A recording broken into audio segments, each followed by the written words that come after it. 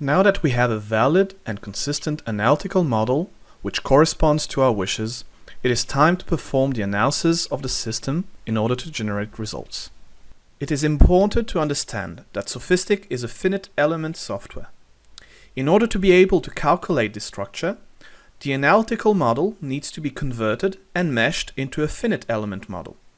SOFiSTiK therefore reads the analytical model, out of which it generates an internal structural model, which is then meshed into finite elements.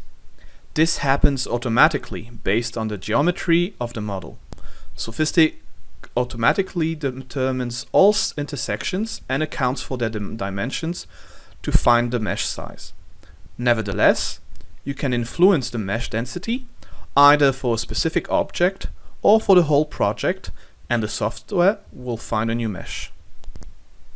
All these settings can be manually calibrated when starting the calculation. A first tab, Geometry, allows us to set how the analytical model will be understood by SOFiSTiK.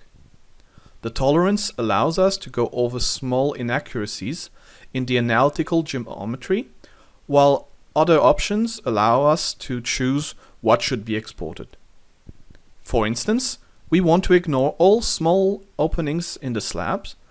Therefore, we will check this option and limit openings smaller than 0.1 square meter. In the second tab, Meshing, here we define the type of elements and the maximum size. These are general settings which will affect the whole structure. In the SOFiSTiK structural properties, there is the possibility of setting the mesh density specific to this object. The software will then combine both global and element informations to find the optimal mesh. In our project, we will keep things simple and not change the default parameters, with the exception of the openings as mentioned before.